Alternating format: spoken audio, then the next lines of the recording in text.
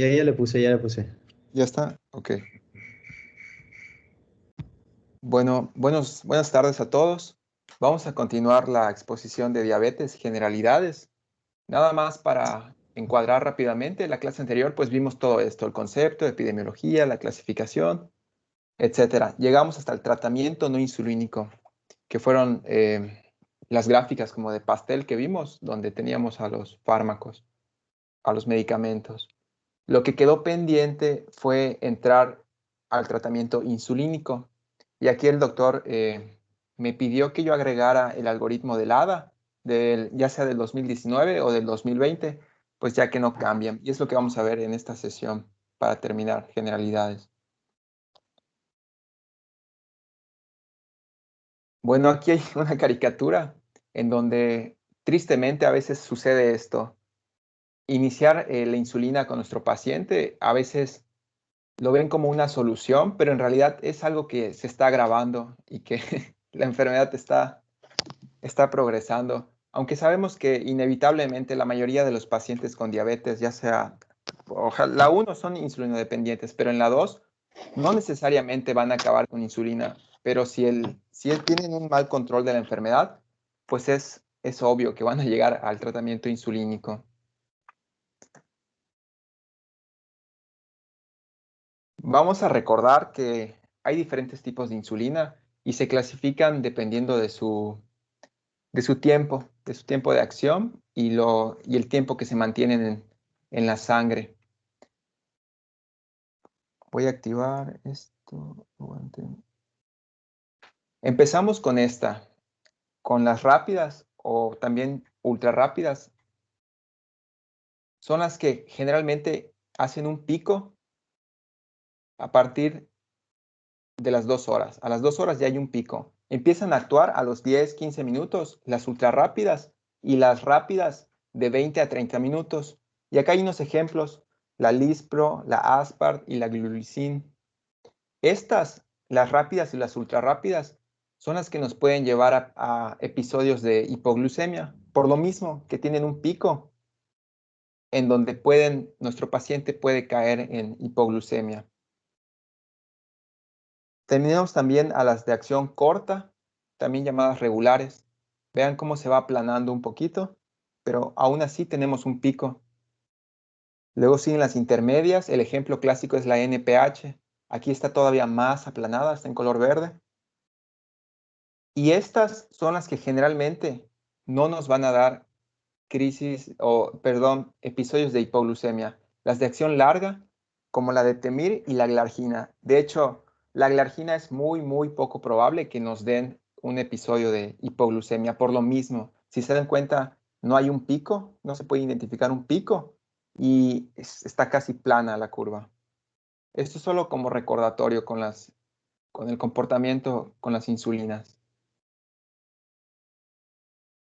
El algoritmo que vamos a ver es sacado de esta página, de este artículo. La dirección para el que lo quiera checar está acá arriba. Es del 2019 y es de la ADA. A ver, voy a hacer zoom.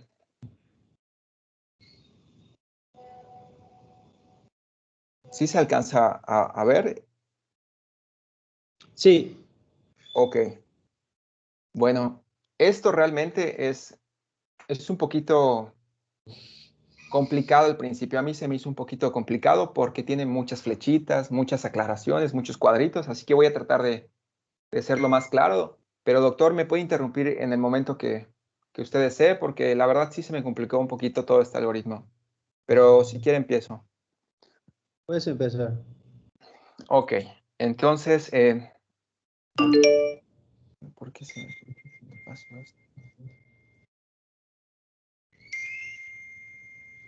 Bueno, el cuadrito azul de acá dice que si la hemoglobina glicada está arriba del objetivo, a pesar de estar en una terapia dual o triple, vamos a considerar usar a las incretinas, que son las GLP-1, en mayor prioridad que iniciar la insulina. Ese es el primer paso que nos dice. Acá el Me cuadro gustaría, rojo, por favor, me gustaría aclarar algo. Muy bien, Bobadilla. Este, efectivamente, presten atención a lo que está diciendo Bobadilla, porque efectivamente, hoy por hoy, hay un concepto que es muy interesante.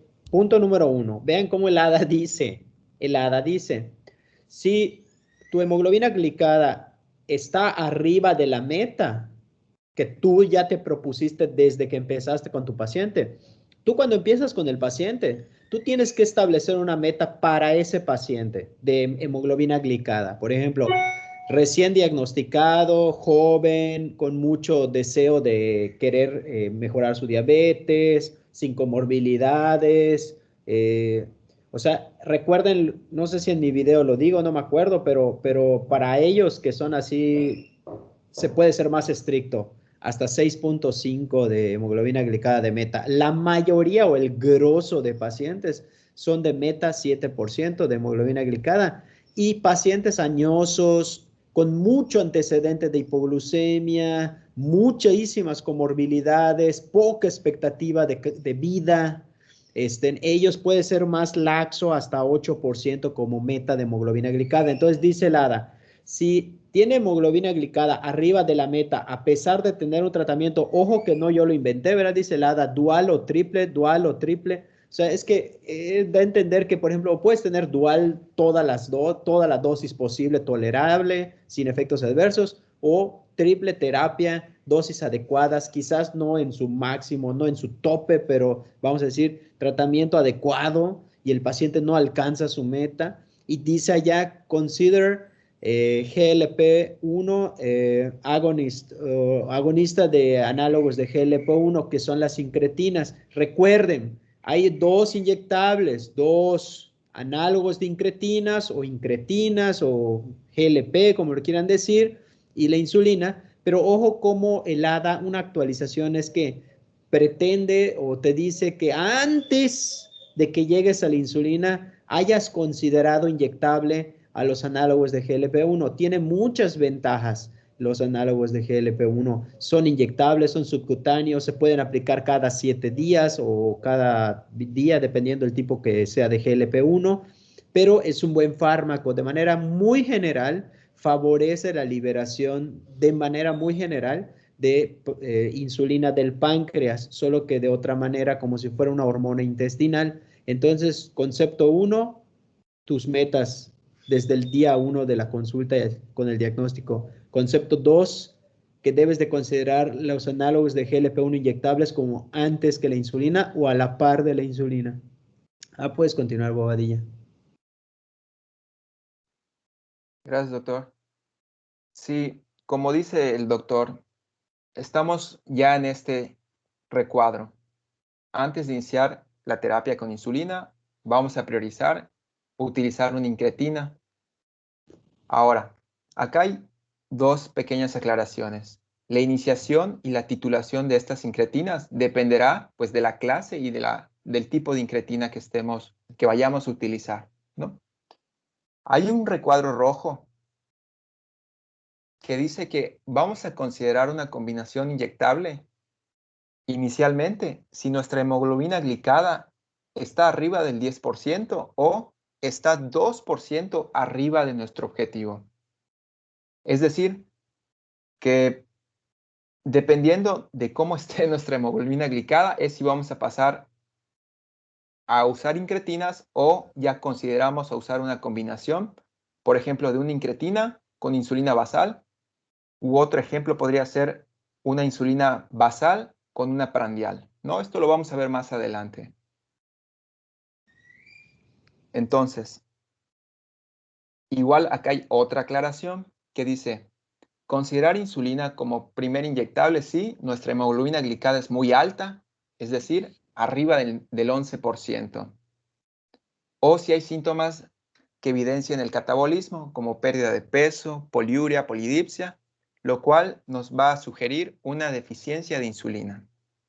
Y hay una tercera aclaración. Bueno, esto ya sería un poco tardío, pero dice si la diabetes 1 es una posibilidad.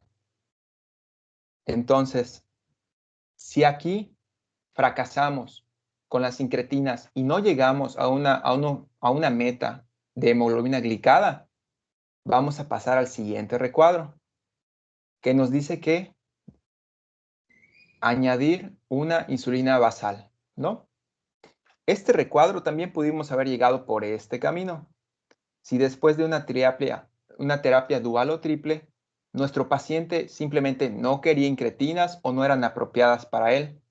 Porque acuérdense que la sincretina tiene muchas ventajas, como dice el doctor, pero igual hace que pierdas peso y otras cositas.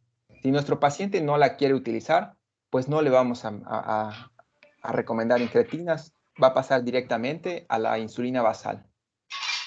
Ahora, ya que estamos en este recuadro de insulina basal, nos dice que para iniciar podemos usar 10 unidades internacionales de insulina por día o también podemos multiplicar el peso de nuestro paciente por 0.2 y el resultado es la cantidad de unidades internacionales que vamos a utilizar. De preferencia, se deben de utilizar 10 unidades internacionales, ya que si nosotros multiplicamos el peso por 0.2, nos va a dar menos, ¿no? Pero eso solo es una sugerencia. Dice que la titulación es mejor si es individualizada. Dice que nuestra glucosa en ayunos, nuestro objetivo de glucosa en ayunos debe estar correlacionada con los niveles objetivos de hemoglobina glicada. Y aquí es creo que lo más importante que puedo resaltar de esta parte. Vamos a incrementar nuestra dosis, 2 unidades cada tercer día, teniendo como objetivo nuestra glucosa en ayunas, siempre y cuando no caigamos en hipoglucemia. Esto es importante, 2 unidades por día, 2 unidades cada tercer día. Ahora dice, si no conocemos la causa de la hipoglucemia o no está clara, podemos disminuir la dosis del 10 al 20%. ¿Por qué está esta aclaración en este recuadro? Porque, ¿qué tal si nuestro paciente se toma la glucosa en ayunos y siempre está bien nuestro paciente, está en metas, está en metas, está en metas, pero al momento, a los 3 meses o a los 2 meses, cuando revise su hemoglobina glicada, está arriba de la meta y es lo que nos hace pensar por qué estaría arriba la meta, la hemoglobina glicada, si nuestra glucosa en ayunas siempre está bien? ¿A alguien se le ocurre por qué sucedería esto? ¿Por qué creen, chicos? Por ejemplo, si lo que dice Bobadilla, si ya está haciendo esto el paciente y está subiendo su dosis de insulina 3 unidades internacionales cada tercer día hasta lograr llegar a su meta de glucosa en ayuno de 8 horas despertando en la mañana y vemos que reiteradamente ya está en metas, ya está en metas, ya está en metas de glucosa en ayuno de 8 horas despertando en la mañana, pero mágicamente cuando llega la hemoglobina glicada después de 3 meses de haber estado siempre en metas, eh, no logra aparecer su hemoglobina glicada normal en 7 o en la meta que tú hayas establecido desde la primera consulta. ¿Qué les hace pensar? ¿Qué podría estar pasando con ese paciente? A ver, Esteban. Quizá ya tiene un descontrol de la glucemia prandial y pues no se está tomando en cuenta. Claro, ¿no? Muy importante, chicos, porque aunque es un concepto que si vieron, creo que el video, o sea, ya lo entenderán, pero punto número 1, o sea, la primera glucosa que se altera generalmente, digo habitualmente, es la glucosa prandial, ¿sí? ¿Por qué creen ustedes, chicos? Miren, o sea, tratemos de entender asociar la fisiopatología con el método diagnóstico, los criterios diagnósticos. Miren, vean esto.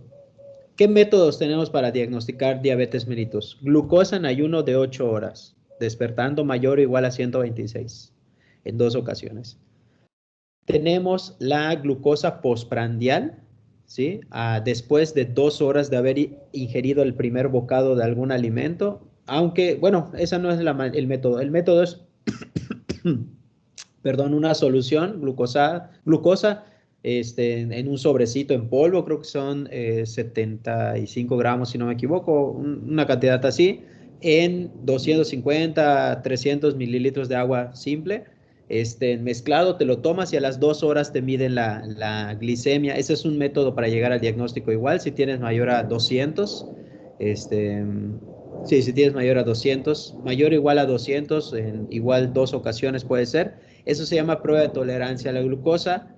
Tenemos la de la hemoglobina glicada mayor a 6.5%, mayor a 6.5% en 2 ocasiones, o la combinación de estas. Las que comúnmente utilizamos es por sentido común, digo, por velocidad, por sencillez. Utilizamos en una muestra de sangre medirte la hemoglobina glicada y en esa misma muestra de sangre que te midan la glucosa en ayuno, y ya puedes cumplir los dos criterios: que tengas glucosa en ayuno elevada y hemoglobina glicada fuera elevada, y se diagnostica diabetes. Pero en realidad en la fisiopatología, normalmente la primera glucosa que tiende a alterarse primero es la prandial y después la glucosa en ayuno. Por eso muchas veces pasa que cuando tú ya cumpliste el criterio de glucosa en ayuno mayor a 126, probablemente tú ya cumplías el criterio de la glucosa prandial, por criterio de glucosa prandial de mayor de 200. ¿A qué me refiero? Por eso muchas veces cuando tenemos un paciente que, vamos a decirlo así, por decir, glucosa en ayuno de 124, 2 veces. ¡Ay, cabrón! ¡Ay, güey! O sea, no se cumple el criterio, pero le haces la hemoglobina glicada y tiene 6.7. Y tú, ah, cabrón, ah, cabrón, ah, cabrón, ah, cabrón. ¿Cómo está eso? ¿Cómo está eso? O sea, sí cumple el criterio de diabetes por hemoglobina glicada, pero no cumple el criterio de diabetes por glucosa en ayuno. Tú dices, a ver, espérame.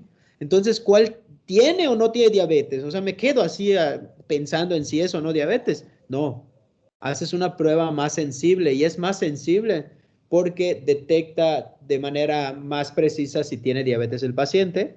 Entonces, le haces la prueba de tolerancia a la glucosa y resulta que, ¿qué? A chingas, sí tenía más de 200, 207 por si quieres, ¿no? Entonces sí cumplió el criterio de diabetes. Pues algo así pasa con el manejo con la adquisición de metas de los pacientes. A lo mejor alcances la meta en glucosa en ayuno, pero a lo mejor la que no pudiera ser que no es alcanzado es la meta de glucosa prandial. En algunos pacientes, la glucosa prandial, o después de comer 2 horas, 2 horas después de comer el primer bocado, tiende a ser la glucosa que está más alterada. Entonces, por eso a veces piénsenla, sospéchenla, si el paciente ya llegó a metas de la glucosa en ayuno, o sea, menor a 130, pero no ha logrado llegar a metas de glucosa, de hemoglobina glicada, que es cada quien establece ahí su meta en la primera consulta. Y nada más antes de continuar, vean algo muy importante, chicos, un criterio para iniciar insulina, aunque el paciente no tenga la hemoglobina glicada con los valores que dice allá el algoritmo, vean que dice allá symptoms of evidence of catabolism, weight loss, polyuria, polydipsia, which suggests insulin deficiency. O sea, datos de catabolismo intenso. Por ejemplo, si el paciente te dice, le acaban de diagnosticar diabetes y te dice que desde hace 3, 4 meses ha perdido peso, así, ha adelgazado, hasta está feliz porque está adelgazando, pero no es una pérdida de peso así, es dramática la pérdida de peso. De hecho, el paciente se ve desgastado, demacrado, cansado. Eso es un criterio para empezar insulina, ¿vale? A veces se lo explicas al paciente y no le gusta, no le parece, no lo acepta, pero ese es un criterio para empezar insulina. No porque no vayan a servir los medicamentos orales o antidiabéticos, no es que no vayan a servir, sino que es bola cantada, como dicen. O sea, aunque yo te los dé, no vas a alcanzar tu meta, muy altamente probable. No es que no sirva para nada darle antidiabéticos, dosis tope, pero probablemente no alcances tu meta nunca, o no la alcances. Estás ya tu proceso fisiopatológico ya está muy alterado, muy avanzado, como para que solo con antidiabéticos. Otro detalle, ahí en Bobadilla pues está hablando de insulina y de análogos de GLP-1, pero por favor no pierdan el panorama. Aquí todavía puedes seguir teniendo medicamentos antidiabéticos orales, sobre todo sensibilizadores o los que te hacen orinar, ¿no? Glucosa. Entonces, aunque los recuadros hablan de GLP y de insulina, no significa que no pudiera tener también sensibilizadores o glucosúricos, ¿vale? O sea, no quiere decir que no, nada más que no aparece ahí, no te lo ponen escrito, pero de hecho solo te dice si continúa a pesar de dual o triple. O sea, quiere decir que sí puedes continuar tus medicamentos mientras inicias análogos de GLP-1 o insulina. El único que no tiene sentido empezar mientras empiezas el GLP-1 son los inhibidores de la DPP-4, porque se sobreentiende que al final pues van hacia lo mismo y por eso no tiene mucho sentido. Por ejemplo, ahí sí le tendrías que quitar, por ejemplo, si le estás dando vildagliptina o sitagliptina, que es un inhibidor de DPP-4, dipeptidilpeptidasa 4, ya no tendría sentido darle a la par análogo de GLP-1. Hago mucha énfasis nuevamente. Tú puedes empezar la insulina, o sea, todos los médicos podemos empezar la insulina. O sea, si estamos leyendo, aprendiendo el algoritmo, las dos maneras son muy válidas. O empiezas con 10 unidades o 0.1, 0.2 unidades por kilogramo de peso. La guía te da chance de que lo empieces como tú quieras. Yo siempre tiendo a empezar con 10 unidades de insulina basal. Las insulinas basales son dos. Puede ser glargina o puede ser NPH. Bueno, hay más, pero son las que tenemos y conocemos y estamos familiarizados. O es glargina o es NPH. A mí, en lo particular, me gusta empezar con, a ver, permítame, solo le escribo al doctor Saldívar.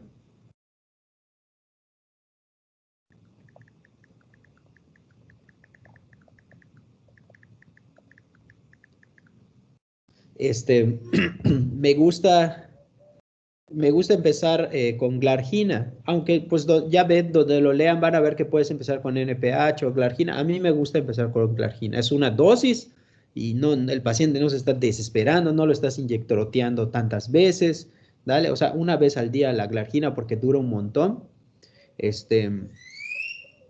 y nada más. Entonces, a diferencia de la hemoglobina glicada, cuando tú ya empezaste la insulina, perdón, a diferencia de los antidiabéticos, que la evaluación es con la hemoglobina glicada cada 3 meses, la insulina, tú puedes ir viendo la titulación de la dosis cada segundo a tercer día. Vamos a dejarlo en tercer día para dejarlo así como dice la guía, aunque se puede hacer cada 48, 72 horas. Vamos a dejarlo en 3. Cada tercer día. No cada tercer día, o sea, esos 3, tú le empezaste hoy la insulina y tú le dices al paciente todos los días despertando en la mañana, chécate tu glucosa capilar y se la checa y lo va apuntando. Entonces al tercer día te habla, o puede ser al cuarto día, no importa, o sea, el chiste es que hay lo que te están tratando de dar a entender es que tú simple y llanamente veas que no haya variaciones así extremas, ¿no? Así, en una 220 de glucosa, en la otra 43 de glucosa. No. O sea, que se vea que haya cierta tendencia a homogeneidad entre las cifras, para que tú tomes una decisión basada en 3 cifras, 4 cifras de glucosa. Entonces, por ejemplo, es como que yo te diga, hoy me lo empezaron, la insulina, 10 unidades. Días antes, mi glucosa era de 178, 180, 184, 177, así despertando. Entonces tú le empezaste 10 unidades de insulina y te dice la paciente, doctor, ahora tengo glucosas de 152, 156, 149, 150. Entonces tú le dices, bueno, no se preocupe. ¿Cuánto te dije que te pongas? 10 unidades, doctor. Ah, bueno, ahora vas a usar 13. 13 unidades internacionales subcutáneas cada 24 horas. Puede ser en la noche o en la mañana, si es glargina. De preferencia, bueno, la guía dice puede ser en la mañana o en la noche. Yo las uso habitualmente en la noche. Yo. Y la guía dice que cualquiera de los dos, mañana o noche. Creo que te dicen de preferencia en la noche. Ok, lo das en la noche y la señora le dices, por favor, los siguientes 3, 4, 5 días, chécate tu glucosa en ayuno. Y así, y te va a volver a ver y te va a decir, doctor, ya tengo 138, 132, 130. 137. Ah, le dices, súbele 3 unidades. ¿Cuánto tenías anteriormente? 13. Bueno, ahora súbele a 16. Perfecto. Y así lo hace. Cuando en teoría, se va a mantener con ese nivel de insulina por 3 meses, hasta que le vuelvas a pedir hemoglobina glicada. Si la paciente llegó a su meta, ya no le hagas más, no le muevas, ya no hagas nada más que promover que coma bien, que haga ejercicio. Incluso puede llegar a dejar de necesitar de usar la insulina. En serio. O sea, hay pacientes que tienen pérdidas dramáticas de peso. Bueno, con la dieta, ejercicio, eh, los sensibilizadores, o sea, llega un punto en que puede dejar de necesitar la insulina. Si el paciente tiende a hacer hipoglucemias, ahí es lo que dice, comentó ya Bobadilla, le debes de disminuir la insulina un 10%. Solo calculas cuánto es el 10% de 10 unidades, una. Y ya está. Es todo. Le vas disminuyendo, ¿no? Pam, pam, pam, pam. Entonces vamos a continuar con el algoritmo en la parte donde nos quedamos. Entonces puedes continuar, Bobadilla. Creo que ya habías terminado de aclarar lo de la titulación de la dosis de la insulina basal. ¿Qué sigue? Ok. Bueno, nos quedamos en este recuadro. Si a pesar de llegar aquí, nuestro paciente aún no ha llegado a sus metas, vamos a pasar al siguiente escalón. Y el siguiente escalón nos dice que si nuestra meta de hemoglobina glicada, o sea, nuestro objetivo sigue arriba, a pesar de tener una titulación adecuada, que nuestros objetivos también, nos dice que tenemos que agregar, o mejor dicho, como dijo nuestro compañero Esteban, como no estamos midiendo los niveles de dextrosis que hay después de las comidas, seguramente después de las comidas está elevado y nosotros nunca lo sabemos porque no las medimos. Entonces, por eso este recuadro amarillo nos dice que debemos añadir una insulina prandial. Dice que usualmente se debe de dar con la comida más abundante, que puede ser el almuerzo o incluso puede ser almuerzo y desayuno. Todo esto va a depender de nuestro paciente. Por eso es necesario que al hacer este paso, pedirle a nuestro paciente que cuando despierte se tome la glucosa. Antes de comer, que se la tome. Después de comer, que se la tome. Antes de comer, que se la... Y así los primeros días para saber cómo se está comportando y determinar cuál es la comida más abundante, si la vamos a poner en el almuerzo o en el desayuno o en ambas, ¿no? Pero este es como una etapa de ver cómo se está comportando esta glicemia postprandial. Ahora, nos hacen dos aclaraciones. La primera dice que para iniciar esta añadidura de insulina prandial puede ser 4 unidades al día o 10% de lo que esté tomando en la basal. Igual dice que si nuestra hemoglobina glicada es menor al 8%, podemos considerar disminuir el total de la dosis por 4 unidades al día o 10% de la basal. Este es un recuadro aclaratorio para iniciar este paso. Ahora, para titular la dosis, dice que vamos a ir aumentando 1 o 2 unidades internacionales o 10 al 15% 2 veces por semana. Esto es como para ir ajustando. Si vemos, por ejemplo, que la primera semana, al añadir esta insulina prandial, sigue teniendo valores arriba de nuestras metas, podemos ir ajustando, añadiendo 1 o 2 unidades 2 veces por semana.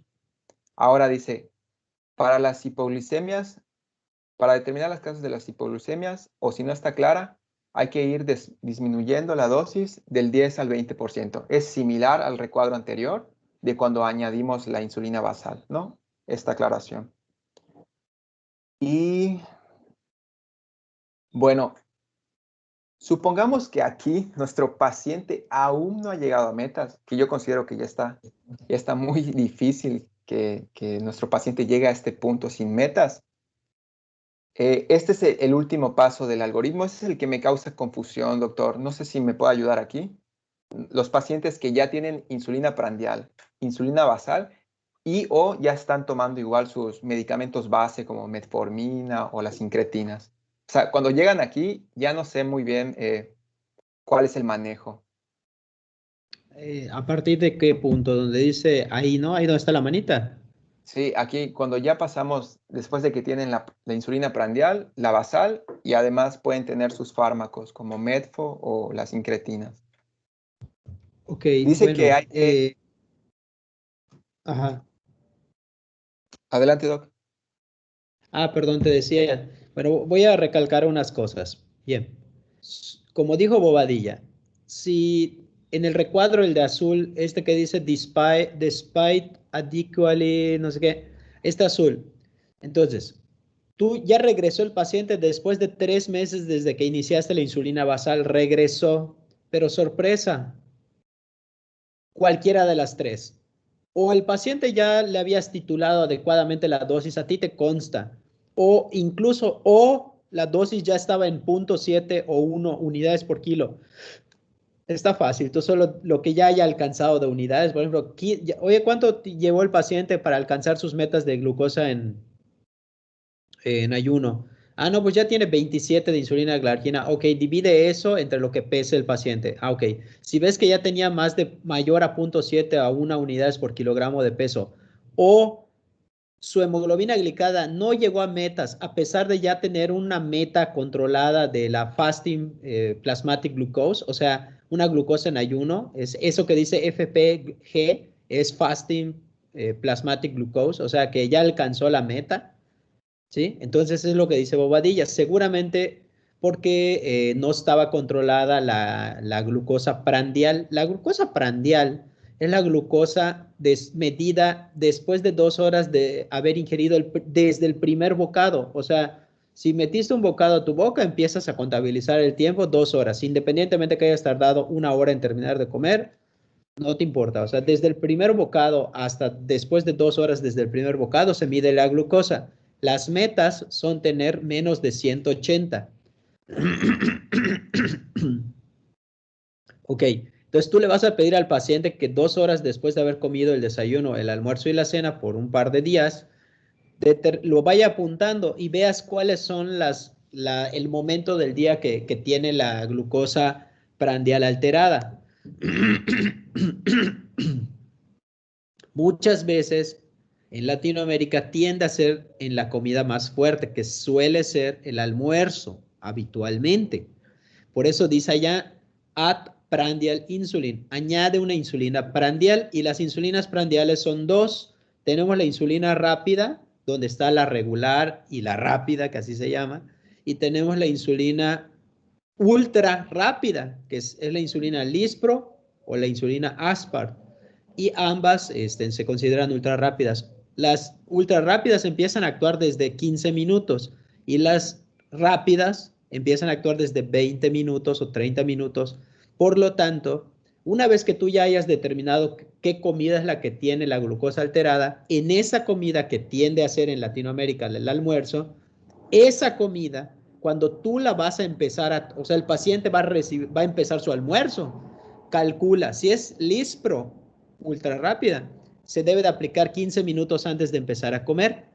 Y si es rápida, se debe de aplicar de 20 a 30 minutos antes de empezar a comer. ¿Cuánto me aplico? Exactamente lo que dijo Bobadilla.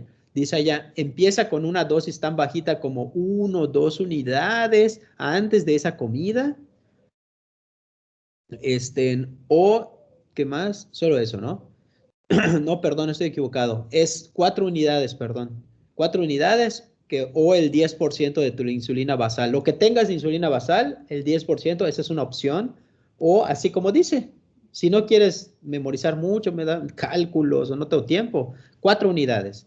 Y se puede titular de 1 a 2 unidades 2 veces a la semana, más o menos cada tercer día, ¿sí? Por ejemplo, a ver, por favor, ahorita empecé con 4 unidades, señora. Usted le empecé 4 unidades de insulina rápida 20 minutos antes de empezar su almuerzo. Y además, no se te olvide, te estás inyectando, señor, en la noche, a las 8 de la noche te estás inyectando. No se te olvide que te estabas inyectando 15 unidades de glargina, dale, está bueno, ok.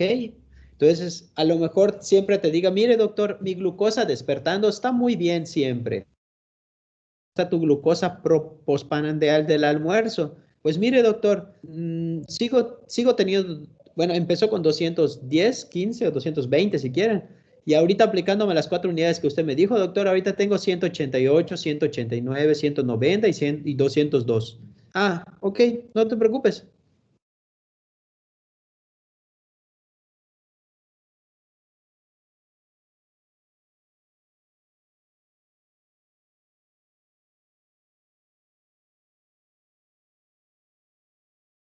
A eso se refiere.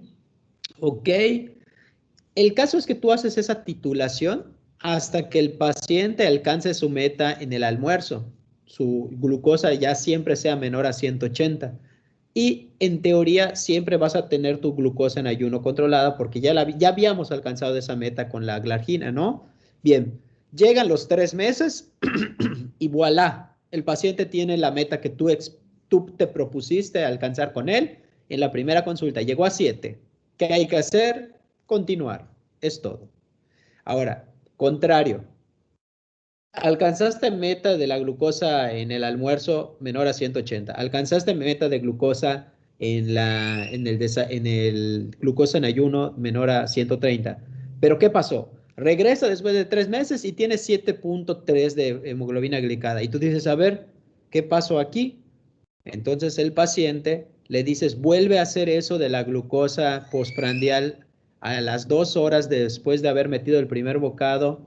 Ahora vuélvelo a hacer desayuno, almuerzo y cena. Desayuno, almuerzo y cena. Ok, por 3, 4 días. Ok, está bueno. Chinga, descubrimos que ahora la que se alteró fue la glucosa del desayuno. Chinga su torre. Bueno, entonces es el cuadro que dice Bobadilla, donde dice, if above hemoglobina glicada target, si te dice, si arriba de la meta de hemoglobina glicada, el cuadro azul, abajo dice, stepwise additional injections of prandial insulin. O sea, añádale nuevas o inyecciones adicionales de insulina prandial y dice, in example, 2, then 3 additional injections. Entonces te dice, obviamente, pues empiezas con otra inyección que puede ser en el desayuno ahora o en la cena, ¿no? Obviamente, si están descontroladas el desayuno y el almuerzo y la cena, pues a los dos le das, ni modos. Te saltaste, te pasaste directo a Nipex, o sea, que ni modos, o sea, es que no estás en metas en postprandiales ni en el desayuno, ni estás en metas en la cena, ninguno, ni PEX, entonces ya estuvo. Ahora el paciente se va a inyectar 4 veces al día. La glargina en la noche, las preprandiales, o sea, te inyectas 20 a 30 minutos antes o 15 minutos, dependiendo cuál sea de las insulinas, en el desayuno, además en el almuerzo y además en la cena. Ya estuvo. Eso, cuando tú llegas a ese punto en el que el paciente tiene al menos 2 preprandiales y la insulina basal, se le llama, ya el esquema ya se cambia a esquema basal bolo. Antes de que tengas al menos 2 de preprandiales, se llama esquema basal nada más. Entonces vean cómo el paciente se va titulando, por eso dice allá 2, después 3 inyecciones adicionales en las comidas, dependiendo de si no alcanza sus metas, ¿no? A eso se refiere Bobadilla, a eso se refería. Ahora, quiero que vean algo interesante. En el cuadro amarillo, cuando se le añadió la primera dosis de prandial en el almuerzo, casi siempre es el almuerzo, no siempre, pero casi siempre, vean que dice allá, salieron como unas líneas punteadas hacia un rectángulo vertical y dice, considera 2 o 3 dosis de insulina mix. Ah, muy interesante. Esa es otra opción. No les voy a pedir que la aprendan, es más compleja. No les voy a pedir que la aprendan, pero vean cómo es otra opción. Generalmente los endocrinólogos y los internistas habitualmente manejan esa opción cuando ya no funcionó lo primero. les damos esa que se llama insulina mix. Yo en lo particular empiezo 2 dosis, yo José Ortiz, empiezo 2 dosis en una y después 12 horas otra, generalmente del desayuno y antes de la cena. Y esta es una insulina mezclada. Esta tiene una insulina basal y además tiene una insulina rápida. Está padrísima. Esta tiene insulina basal y una rápida. Entonces, aquí lo bonito sería ver una curva donde tengas cómo es la insulina basal, sus 2 dosis, que yo empiezo con 2 dosis, lentas, cómo van cayendo, y además las insulinas rápidas. Entonces está bonito porque le pides al paciente que aprenda a aplicárselas antes de su desayuno y antes de su cena. Y tiene las dos insulinas, tanto la basal como la rápida, ya incluidas. Y ahí dice también, considera incluir de 2 a 3 dosis de insulina mix. No les pido que aprendan esa, pero les pido que aprendan el esquema que es este de llegar a insulina prandial, porque habitualmente cuando ya me mandan a mí al paciente, es cuando decido cambiar a la insulina prandial o utilizo otras técnicas ahí más extravagantes. Así es. No sé si hay alguna pregunta o alguna duda hasta aquí. ¿Cómo ven esto? ¿Está muy complejo? ¿Cómo lo ven? ¿Cómo te quedó claro, Héctor, José Eduardo, Pedro, Sindel?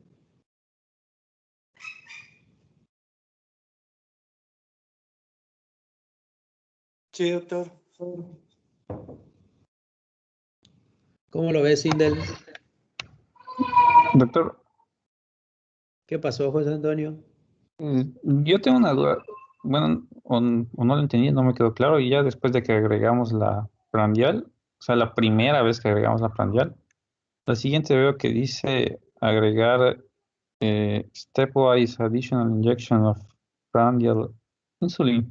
¿Eso se refiere a agregarle ya, por ejemplo, en el almuerzo, que le agregamos ya le pusimos la prandial? ¿Aumentamos la dosis? ¿A eso se refiere? No, no, O no, no, no, no, porque aquí da a entender, San Antonio, aquí da a entender en ese que dice stepwise additional injections, ahí da a entender que sí se alcanzó en algún momento la meta de la glucosa postprandial. Recuerda, la glucosa postprandial tiene una meta y la glucosa en ayuno tiene otra meta. La glucosa en ayuno de 8 horas despertando habitualmente, o sea, no habitualmente, la meta es menos de 130.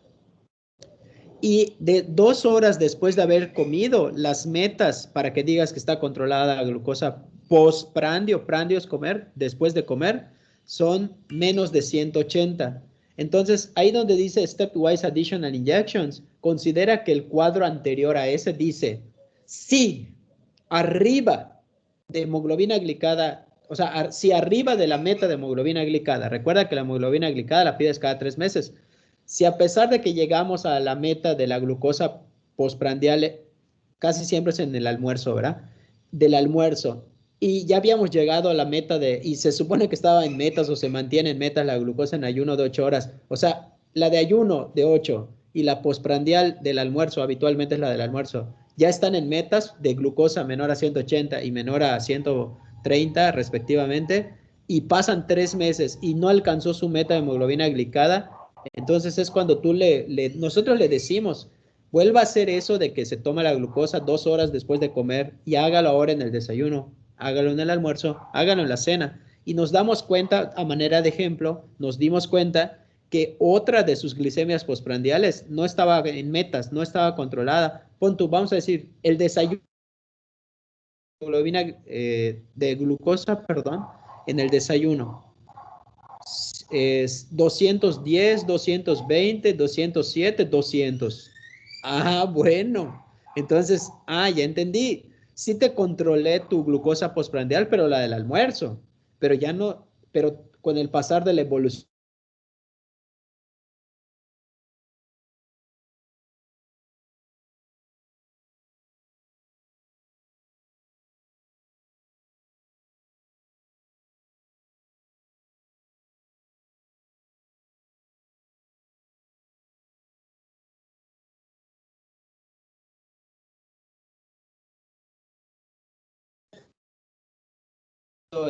antes de su almuerzo, vamos a imaginar que llegó a 7 unidades y con 7 unidades ya estaba controlada la glucosa postprandial del almuerzo y además su insulina glargina de la noche.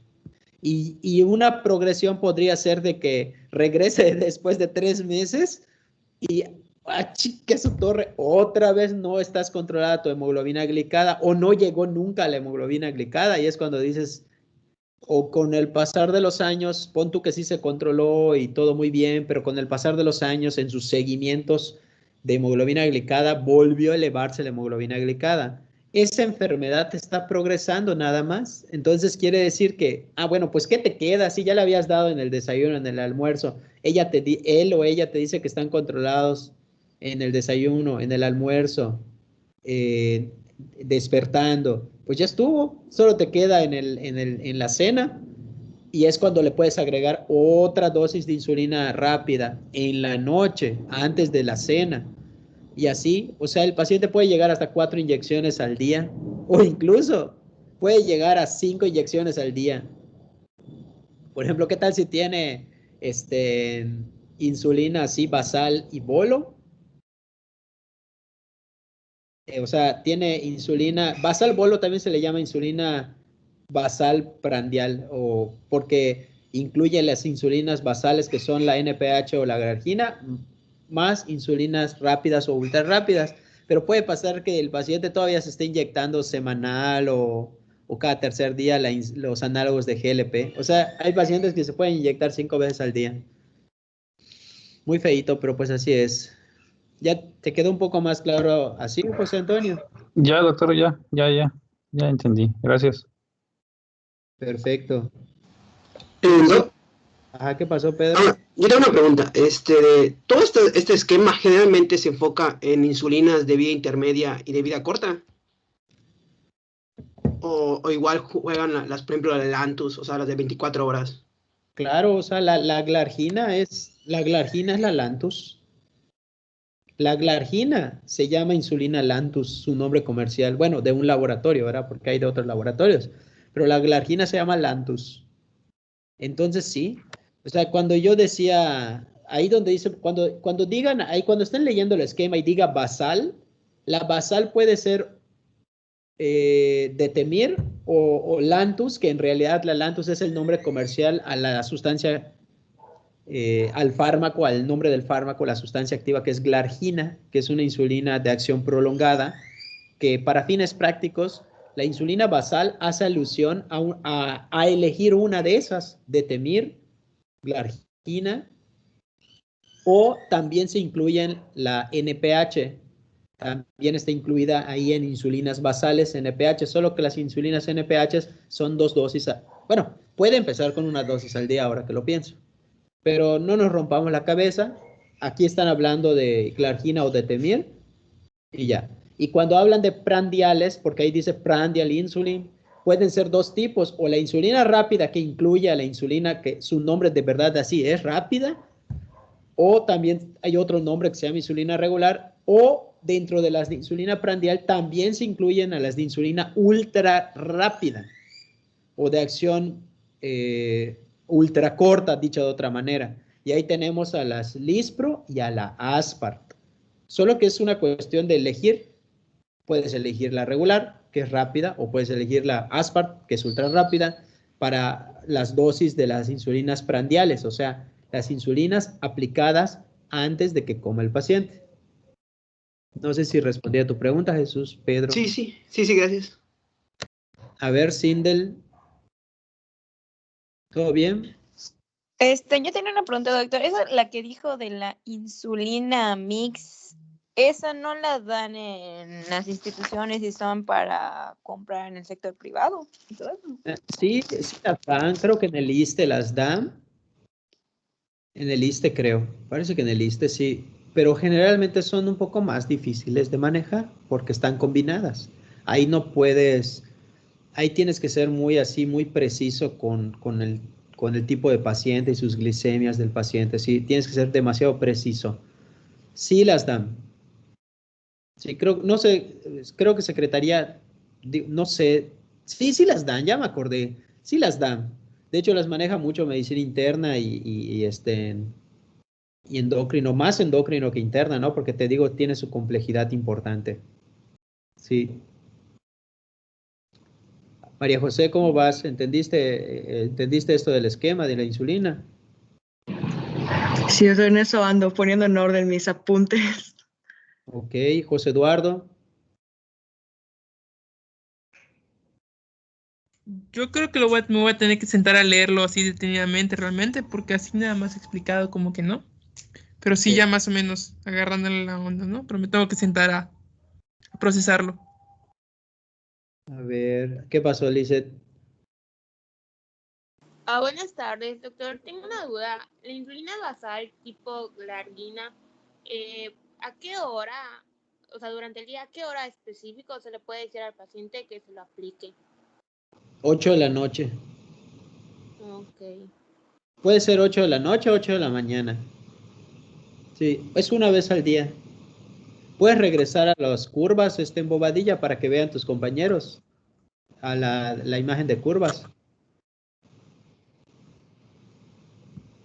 Vean esto. Vean esto, vean estas insulinas, chicos. Vean los tipos de insulinas que tenemos. Tenemos a las rápidas, que están la Lispro. De hecho, perdón, ahí debería de decir ultra rápida, ¿dale? Ahí hay que precisar. Donde dice rápida es ultra rápida. Entonces son Lispro, Aspart o Glulicine. Así se llaman. Son 3 opciones. Tenemos a las que dice cortas, son las rápidas formalmente, y tenemos a la regular, y ahí faltó una que curiosamente de verdad se llama rápida y pertenece a las insulinas rápidas, y ya. Y luego tenemos a las insulinas esas dos, rápida y ultra rápida, o rápida y corta, como dice allá, se consideran opciones para el esquema de insulinas prandiales o preprandiales, si les quieren decir así. Y las otras opciones para las de insulinas de acción ultralenta o que pertenecen a las opciones de las insulinas basales, tenemos a estas que ven allá. Tenemos a las de intermedias, que son la NPH, y tenemos a las de acción ultra larga, que son la de Temir y la glargina. Vean a la glargina. Vean la glargina, chicos. Vean cómo es su curva. ¿Les parece que hacen picos esas insulinas? No, no hacen picos. Se mantienen liberando la insulina durante muchas horas. Por eso la glargina se da una vez al día, aunque, bueno, eso no los quiero confundir porque es algo ya muy de endocrino, se puede dar hasta 2 veces al día para situaciones muy particulares, pero vamos, no es lo habitual que se hace en medicina general. Pero vean cómo la glargina, cuánto dura, todo el día, pero vean cuánto tarda en empezar a actuar y alcanzar su pico máximo de acción. Vean, tarda 3 horas, ¿sí? 3, 4 horas, desde que la das. Por eso les digo que lo pueden dar en la noche sin problemas, sin problemas. O sea, velo, si tú lo das a las 10 de la noche, 8 de la noche, para que ya empiece a tener una acción, que por cierto, no es una acción que te baje la glucosa de golpe. Vean cómo no es de golpe, porque vean que no tiene una curva, un pico así alto de insulina, de efecto insulínico, sino que es una liberación paulatina. Y tiene razón de ser, porque su presentación se inyecta y se va, y son como unos cristales, bueno, no son cristales, es un decir. Es una composición que se va liberando de a pocos. Libera, espera, libera, espera, libera. Entonces no hay picos, por eso no se espera que haya picos de hipoglucemia con la glargina, por eso está bonita. ¿Vale? En cambio, la rápida y la Lispro, ahí sí pueden haber picos de hipoglucemia. Por eso la indicación es, úsala antes de comer, y si no comas, no la uses, porque qué tonto se inyectaría insulina rápida que te hace ese pico de efecto insulínico de golpazo. Nadie. Bueno, sí, si no lo sabes, sí lo puedes hacer, ¿verdad? Pero se te puede bajar la glucosa así de sopetón, porque vean, su efecto es de golpe. Claro, no se asusten. La dosis que se están inyectando tampoco es como para que les puede pasar, pero no sería lo común que les baje hasta menos de 70, ¿no? Se supone que ya seguramente tenía una glucosa normal el paciente, no se espera que esté muy baja su glucosa. Además, la dosis que te estás inyectando preprandial no es tan alta y por eso se va titulando. Y de hecho, una de las indicaciones a esos pacientes que empiezan a utilizar insulina preprandial es justamente esa, de que si no come, si no va a comer el almuerzo y ya el doctor le tiene prescrito insulina preprandial, puede ser rápida o ultra rápida, cualquiera, y le tienes que decir, si no vas a almorzar por lo que tú quieras, la razón que sea, no te inyectes la insulina rápida o ultra rápida. Pasa por alto esa insulina y sigue tu vida. Ah, ok. Solo sigue con tu insulina glargina y ya. Porque la insulina glargina es infactible, no común, no esperado que cause hipoglucemias. Espero que les haya quedado un poquito más claro. Y las insulinas mezcladas son la combinación dentro de un solo frasco, dos componentes insulínicos, que puede ser o rápida o ultra rápida como parte de la prandial, y puede ser NPH o no me acuerdo cuál de las, perdón, detemir o glargina como parte de las basales en una sola inyección. Sé que está raro esto, pero da a entender que te inyectas y tienes dos tipos de insulina que están actuando a velocidades diferentes en la insulina mix con una sola inyección. ¿Dale? Claro, tiene su complejidad y les estoy diciendo que no es necesario que aprendan ese, ¿sí? ¿Cómo te va, Alfonso? ¿Lo entendiste? ¿Cómo lo sientes? Sí, Doc, nomás me quedó una duda. Que en la clase pasada mencionó que con una hemoglobina glicada de más del 9% se recomendaba iniciar con metformina más algún otro fármaco ya directamente. Y cuando era más de 10, ya se podía iniciar con insulina. Ok. Pero en el cuestionario que nos mandó, puso que con más de 9 ya es insulina. Y entonces me quedó esa duda. 10 es más de 10. Es más de 10. A lo mejor es una imprecisión de mi cuestionario, pero sí, más de 10. Ok.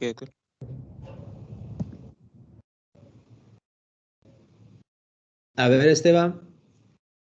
Doc, una pregunta. La insulina mix, que incluye pues alguna de las rápidas o ultra rápidas, ¿se debe inyectar antes de alguna comida fuerte o cómo está? Sí, se le pide al paciente que sea así, claro, porque como incluye una rápida o ultra rápida, no es obligatorio, pero sí, claro, se prefiere, porque tiene insulina rápida o ultra rápida, y de hecho creo que es rápida. Entonces, ve la evolución que tiene la rápida, donde dice short, ve cómo actúa. Si te hace un pico de efecto insulínico, y si no vas a comer, imagínate que tu glucosa en ese momento es 110, 130. Sí te puede, boom, dar el bajoncito, ¿no? O sea, sí te puede, guay. O sea, si no comiste nada, sí puedes sentir como que, ay, como que me cascabelean las piernas. Oigan, ¿me pueden permitir 5 segundos? Voy a buscar algo que me trajeron, por favor. Solo 5 segundos. 5 Adelante. segundos.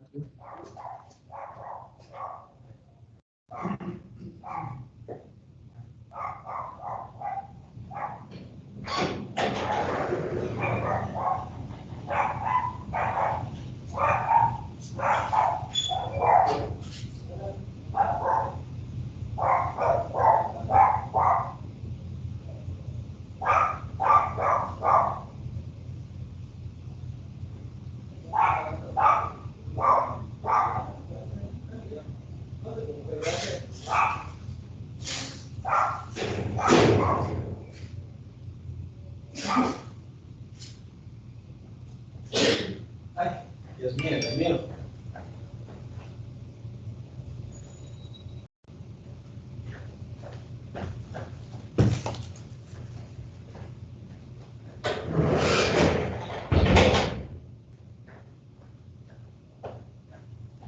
Ya regresé, amigos. Solo estoy rociando esto que me trajeron con mi desinfectante.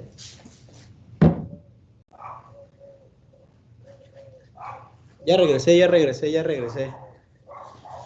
¿Qué estaba diciendo? Ah, sí, tiene que ser idealmente antes de las comidas. Claro, Esteban, así es. ¿Alguna otra pregunta, alguna otra duda? ¿Tienes dudas, Nubia? Ana Beatriz está muy calladita.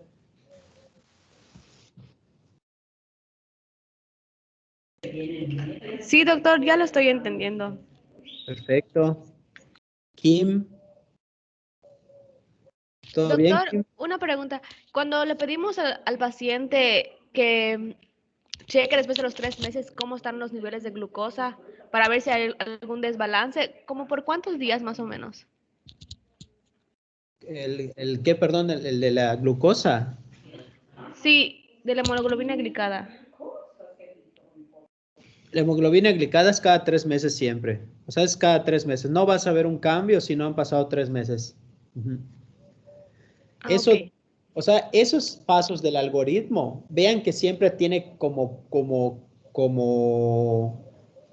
dense cuenta que en el algoritmo siempre te dice en algunos puntos si si la meta de hemoglobina glicada es mayor o menor a la meta, dando a entender que este esquema que acabamos de ver no se hace en un mes. No sé si me entendieron. O sea, toda esa evolución sucede alrededor de 6 meses, 9 meses, ¿no? Nada más para que tengan el contexto, ¿no? No está sucediendo en un mes, 2 meses, ¿no? Está sucediendo en mucho tiempo. Ahí está, dice Kim que es un poco complejo, pero una leída más se amarra. Les apuesto que después de esta explicación, cuando lo lean, lo van a entender y van a poder, indicar la insulina y van a poder, titularla y van a poder decir que si está controlado o no un paciente. A ver, vamos a hacer preguntas al azar. Me gusta esto de preguntas al azar. Vamos a ver. A ver. A ver, Eric Rodrigo Cabrera. Una pregunta, Eric. ¿Cuál es la meta de glucosa postprandial en un paciente diabético? Menos de 180, doc. Perfecto. Guillermo Amir, ¿cuál es la meta de una glucosa en un paciente diabético? Una glucosa en ayuno de 8 horas, Guillermo Amir.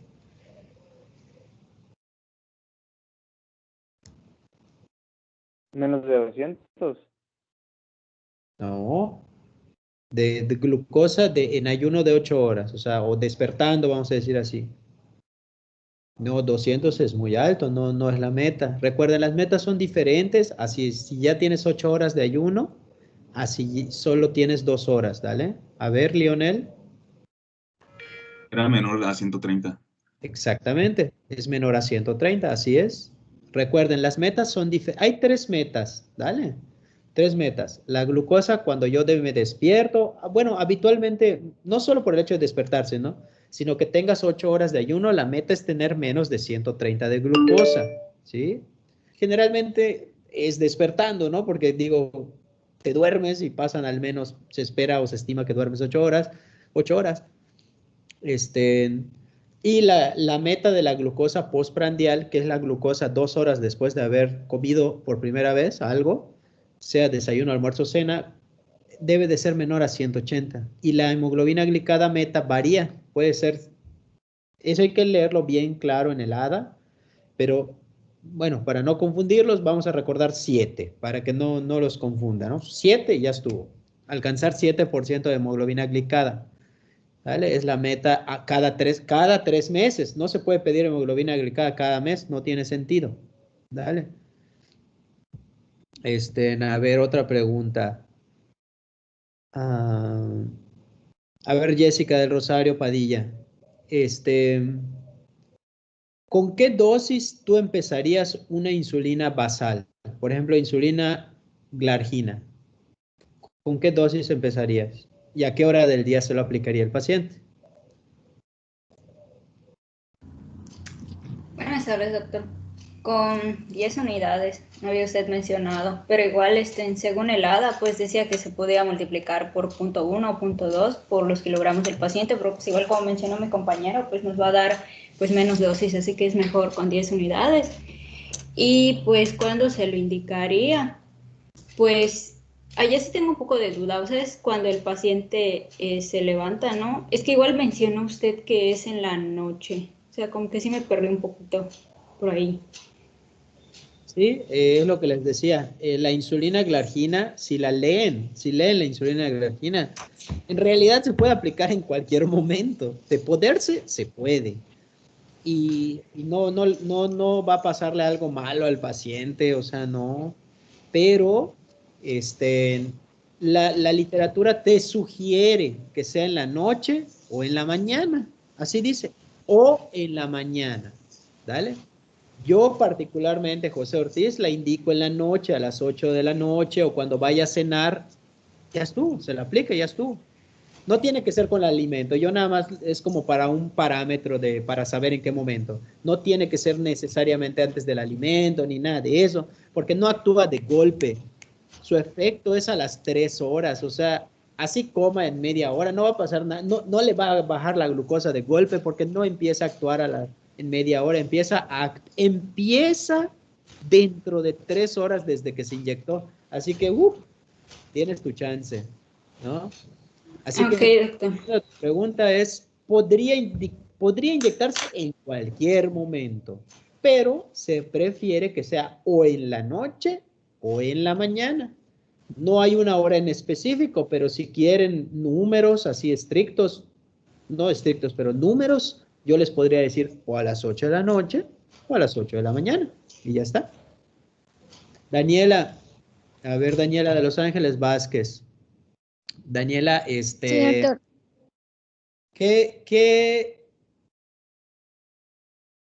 Suponiendo que estás en 16 unidades de insulina glargina y el paciente llega y te dice que ya con 16 unidades de insulina glargina, el paciente te dice, doctor, fíjese que mis glucosas en ayuno de 8 horas despertando son menores a 130, todas. Pero regresa después de 3 meses con una hemoglobina glicada de 8 y tú habías establecido en tu primera consulta que tu meta para ese paciente iba a ser 7. ¿Qué puede estar pasando y tú qué harías? Pues primero tendría que ver, ¿no?, si hay apego al tratamiento y después podría añadir una insulina prandial porque podría estar afectada. Exacto, entonces, adherencia al tratamiento, ok, te dice que sí hay. Y está bien lo que dijiste, pero está bien, nada más que lo voy a decir para que por si hay alguien que no lo sobreentienda, ¿no? O sea, si vas a dar la insulina prandial, das a entender que le pediste que revise sus metas de glucosa después de comer, dale un par de días. No está establecido cuántos días, ¿no? O sea, no es como de obligatorio, pero digo, yo les pido 3, 4 días. O sea, de que por favor, todos los días, después de comer, 2 horas después de haber ingerido el primer bocado de cada comida, tú te tomes la glucosa en ayuno. Digo, en la glucosa, perdón. Y ya ellos apuntan, 2 horas después del desayuno tuve 170. 2 horas después del almuerzo tuve 150. 2 horas después de la cena tuve 220. ¡Ay, canijos! Entonces ya descubrí dónde está el problema, ¿no? Ya lo descubriste. Si fuera el caso, sería en la cena. O sea, si tú reiteradamente ves que en la cena es la que tiene más de 180, perdón, pues en realidad tu dosis de preprandial, o sea, la insulina que se aplica antes de esa comida, de la que estamos hablando, podría ser en la noche, porque ya descubriste que en la noche es cuando está fuera de su meta de glucosa postprandial, ¿sí? Es claro y lógico pensar que si es en la noche hay que tener mucha precaución. Tienes que darte cuenta que el paciente entendió que la insulina rápida o la ultra rápida no se aplican si no vas a comer. En cambio, la insulina glargina, la insulina de Temir, la insulina NPH, las que son de acción basal, o sea, largas o muy largas su acción, sí se pueden dar aunque no vaya a comer el paciente ese día, ¿dale? No pasa nada, o sea, te la puedes aplicar si no comes, no pasa nada, porque vean cómo, bueno, la NPH tiene un piquillo por ahí, ahí lo estamos viendo, un piquillo, pero la Detemir y la Glargina casi no tienen piquito, se mantienen como su efecto meseta de efecto insulínico por la forma en que van liberando la insulina. No la liberan así, ¿no? Sino que su efecto es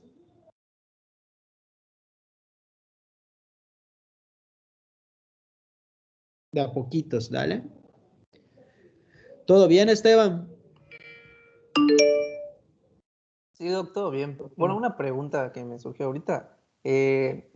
Debido a que es tanta información para los pacientes, por ejemplo, en su práctica específicamente, o sea, de usted, ¿le da por escrito o por impreso los detalles a los pacientes para que no se les olvide? Fíjate, buena pregunta. Depende del doctor, depende del hospital. Por ejemplo, los hospitales, los institutos, los residentes hacen como un machote, y me refiero al término coloquial referente a un formato, ¿verdad? No a otra cosa, sin llegar a precisar para que no pueda ser utilizado en mi contra en YouTube. Pero bueno, el punto es que utilizan un formato y en el formato dice, si no comes, no te inyectas estas insulinas. Si no comes en 2 días, no te inyectas ninguna. Sí, o sea, como que hay un formatillo ahí que pueden hacer y ustedes también lo pueden hacer o desarrollar. Yo la verdad, por flojera o no sé, no lo he hecho, pero yo sí les escribo atrás de la receta o en papelitos, así papelitos adheribles, les pongo allá, tu meta de glucosa es menor a 130 despertando o de ayuno de 8 horas. Tu meta después de comer 2 horas después de comer es menos de 180. Tu meta de hemoglobina glicada cada 3 meses es menor a 7. Tu presión tiene que ser tanto. Entonces, mis pacientes lo único que hacen es ver su papelito, así, ay, y te lo dicen. Entonces lo apuntan. Generalmente ellos apuntan. Como ya saben que tienen que tener esas metas, y yo les tengo dicho que siempre apunten cuando están fuera de su meta para que yo sepa cuántas veces estuvieron fuera de meta. Si solo fue una vez esporádica, no me preocupo. Pero si son así continuas, así, me las van anotando. O a veces yo les pido, por favor, haga un calendario de sus glucosas y de sus presiones. Y ellos lo hacen. El paciente que ya está con insulina tiende, sí, a hacer esto. Digo, no siempre, pero sí tienden a hacerlo. En otras palabras, Esteban, depende del doctor. Por ejemplo, hay doctores que pueden hacer un formatito con la sencillez que uno lo pueda transmitir y dárselos a los pacientes. ¿Qué pasó, Jessica Padilla? Una preguntita, doctor. Disculpe, las metas que usted mencionó es cuando el paciente tiene ya el tratamiento, ¿no? De la glucosa en ayunas menor a 130, pero es con tratamiento, ¿no? Claro, y la claro. glicada menor a 7, ¿no? Las que Claro. aprendimos de menor a 126 y todo eso es para diagnóstico. Claro, es para diagnóstico, claro. La glucosa en ayuno menor o igual a 126, perdón, mayor o igual a 126, es para hacer el diagnóstico.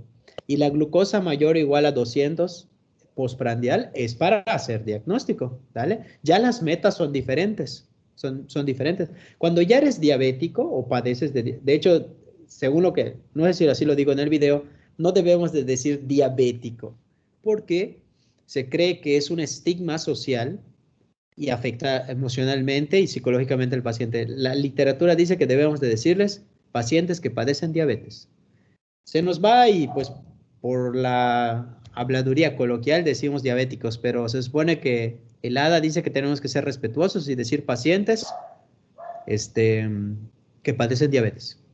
Entonces, sí, son diferentes, Jessica. Y tiene que, por ejemplo, igual la meta, no la meta, el criterio de diagnóstico de diabetes con hemoglobina glicada es mayor a 6.5%, por ejemplo. Entonces, vean cómo son valores diferentes porque unos son para hacer el diagnóstico y los otros son para establecer si está controlada esa diabetes o no lo está. ¿Qué pasó, José Eduardo?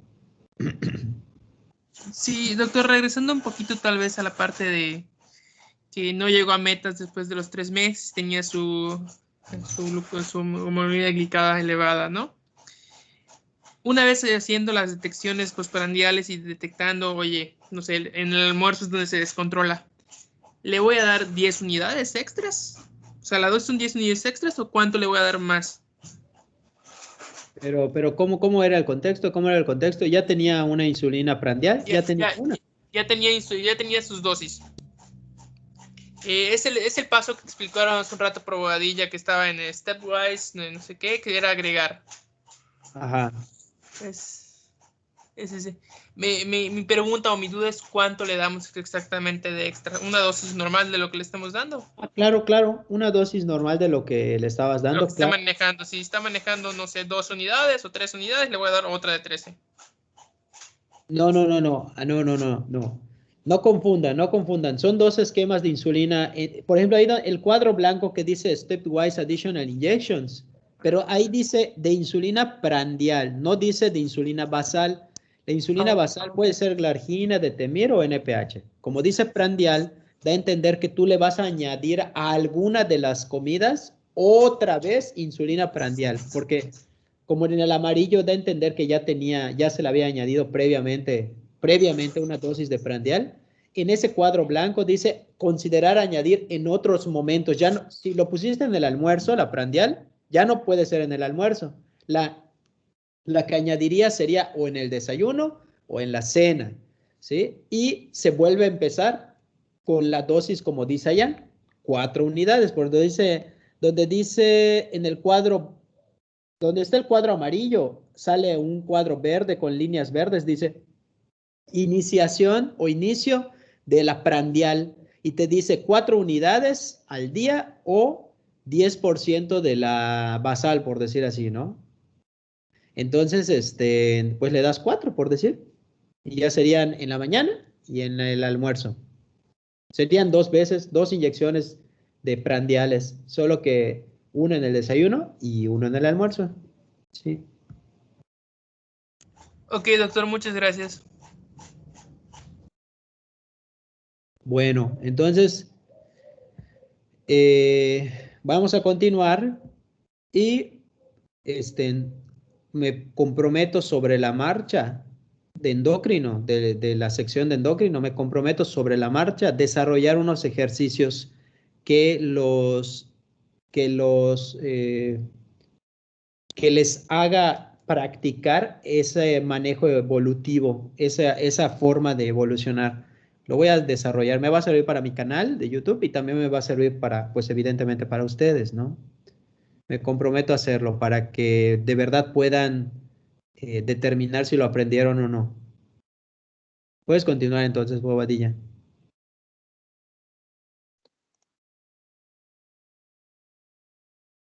Doctor, por parte de diabetes de generalidades, pues ya finalizamos con el tratamiento insulínico. No sé si quiere agregar algo más, pero de generalidades abarcamos todo. Ya seguiría las complicaciones de los estados hiperglucémicos y las crónicas. Claro, pues nada, Bobadilla, muy bien, te felicito, muchacho. Muy bien, te felicito mucho. Estuvo muy bien desarrollado. Evidentemente, creo que todos se habrán dado cuenta. Es padre porque, pues digo, le impregnas en detalles a la exposición que lo hacen más agradable, más ameno. Pues digo, como que da ganas, ¿no? De seguir prestando atención. Impregnaste pues ahí detalles de tu personalidad y eso está bien, ¿no? Eso está muy bien. Tuviste mucha confianza al hablar, es muy buena dicción, no adicción, sino dicción, y estuvo muy bien, o sea, me gustó mucho. Trata de estudiar así la mayoría de los temas, te va a ir muy bien. O sea, no solo para el examen en sí, sino para la vida, ¿no? O sea, si lo logras comprender de esas maneras como comprendiste el tema, te va a ir muy bien. Muy bien, muchas felicidades, estuvo muy bien. Y Muchas gracias, Doc. de nada. Y creo que ahorita sigue, si no me equivoco, no me acuerdo la verdad si era complicaciones crónicas o si era complicaciones agudas, no me acuerdo. Agudas, doctor. Cetoacidosis diabética y estado Perfecto. hiperosmolar. Cuando quieras, cuando tú quieras. No. Ujú. Ay, pues así de cosas, amistades. Oigan, digo, mientras pone su presentación, Jorge, pues digo, un anuncio, ¿no? No usen drogas, chicos, porfa. Digo, puede parecer gracioso, pero puede parecer, pero no las usen. De verdad, o sea, digo, sé que ya se está, ¿cómo se dice? Legalizando la marihuana, pero por favor, no las usen porque es un consejo, ¿no? O sea, últimamente he tenido muchos pacientitos con intoxicaciones por drogas últimamente. Y la verdad, chicos, es muy feo, porque, o sea, tal vez no sea el momento para que explique todas las historias que me han pasado, pero pues algunos pacientitos por la intoxicación por la droga, o sea, como combinan varias drogas, cocaína, LSD, marihuana, alcohol, a veces les pasan cosas así muy feas y pues digo, ustedes están súper jóvenes, cuídense mucho. Sé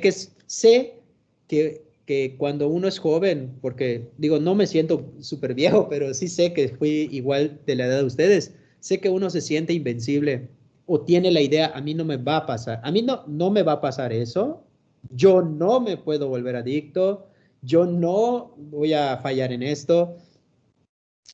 Chicos, yo sé que lo piensan, yo también lo pensaba, pero son ese tipo de cosas que una persona un poquito más grandecita que ustedes les quiere dejar, ¿no? O sea, cuando tengan la oportunidad de probar la droga, utilizarla o seguir utilizándola, díganse en su interior, ay, ¿la necesito realmente? O sea, neta, la necesito. No tengo otra manera como sentirme satisfecho, tranquilo, alegre, relajado. No tengo manera, así, sin utilizar algo que me pueda condicionar.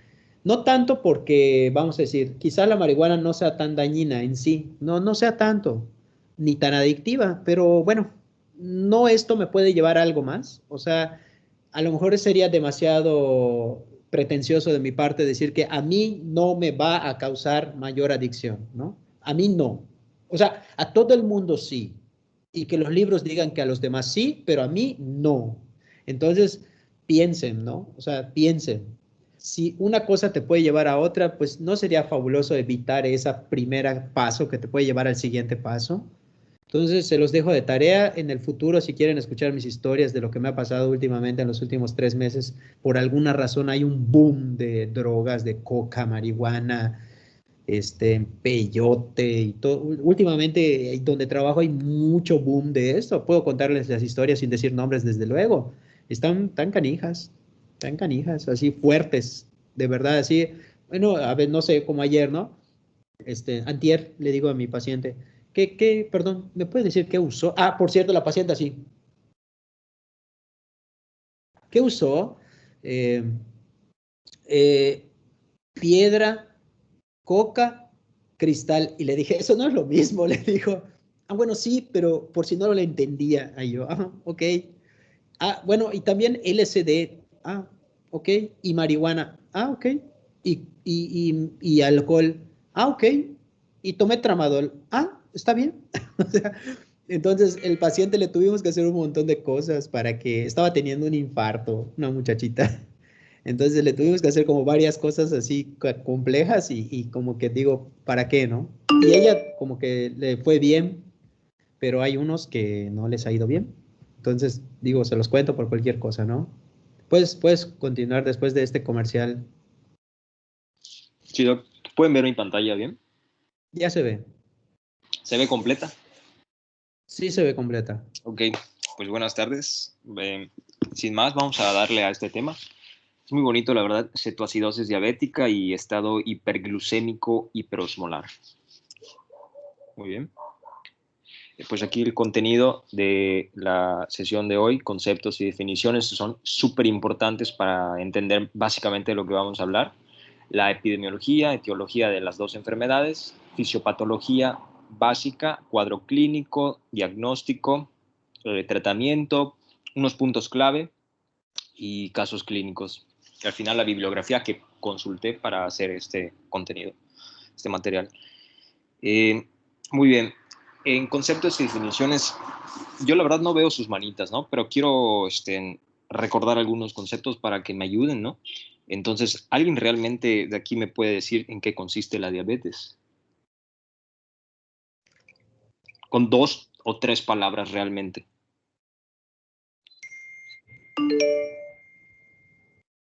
El que guste puede contestar. No veo las manitas, pero esperaré 10 segundos. ¿Me escuchas? Jorge. A ver, creo que Eric quería decir algo. Sí, iba a comentar que la diabetes pues, es un síndrome metabólico caracterizado por la resistencia a la insulina, que puede o no tener un control, bueno, un descontrol de la glucemia, ya sea hiperglucemia o hipoglucemia. Normalmente es la hiperglucemia, ¿no? Consecuencia de pues esta falta de producción o de resistencia a la insulina. Perfecto, Eric. Ahí está. Lo que busco con esto es que yo sé que ustedes ya estudiaron, yo sé que ustedes leen, yo sé que ustedes ya saben el tema. Nada más aquí vamos a hacer una breve, vamos a echar las perlas acá, dale, una clase de oro. Entonces sí, básicamente diabetes es eso, un descontrol glucémico, sanguíneo obviamente, que da sintomatología. Y pues obviamente tiene, como dijo Eric, consecuencias, pero al final de cuentas es un desorden metabólico que afecta glúcidos, lípidos, proteínas. Entonces, esto es básicamente por la deficiencia relativa o absoluta de insulina. Entonces, tomando en cuenta esto, ¿alguien sabe aquí qué es una diabetes controlada, descontrolada y descompensada? ¿O si es lo mismo? Pueden hablar porque yo no veo las manitas. Jorge, hola. Bueno, una diabetes, voy a definir, descontrolada es cuando no cumple los criterios para ser clasificada como en control. Y una descompensada es cuando tiene complicaciones como, no sé, una cetoacidosis diabética, un estado hiperosmolar, cuando el paciente está a raíz de su descontrol, de su mal manejo, de su poco apego al tratamiento o no tratamiento, pues ya presenta otros signos y síntomas, ¿no? Así es, Eduardo. Básicamente es eso, lo que dijiste tú. ¿Tú sabes que es controlada entonces? Sería cuando el paciente está dentro de los criterios que ya explicamos más o menos. Y pues sí, ¿no? Exacto, exactamente. Controlada el paciente está, ya lo vimos, con los criterios de ADA y de acuerdo a cada paciente individual. Descontroladas, ya lo mencionaste, y descompensada es cuando se sale de, básicamente se descontrola aún más, ¿no? O sea, se descompensa, por así decirlo, y que dentro de estas, tú mencionaste algunas, como el estado hiperglucémico hiperosmolar, la cetoacidosis diabética, que vamos a ver hoy estos dos, y claramente está que una tercera complicación de cuando se descompensa una persona que tiene diabetes es la hipoglucemia o valores de glucosa bajos en la sangre. Y pues nada, aquí abajito te dice complicaciones agudas y crónicas. Recordemos que las complicaciones agudas son estas tres que acabo de mencionar. Y las crónicas, que vamos a ver más adelante, pues no se las menciono ahorita porque no es el tema. Sin embargo, nada más para recordar que eran las microangiopatías, macroangiopatías y otras manifestaciones, ¿no? Bueno, ahora vamos a ver el siguiente punto, que es cetoacidosis diabética. ¿Alguien sabe cuáles son las cetonas del cuerpo humano?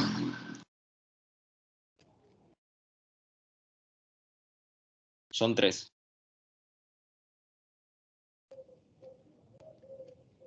Pues es el beta-hidroxibutirato, Sí. el acetato y Sí. la acetona. Perfecto. Ahí está.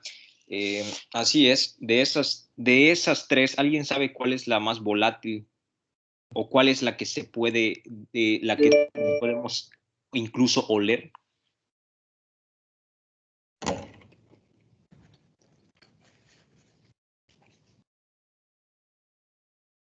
La acetona. La acetona. Nada más estos son unos datos para que si comprendemos desde el principio las bases sólidas, vamos a comprender en 10 minutos de todas las enfermedades porque aquí se basa básicamente todo.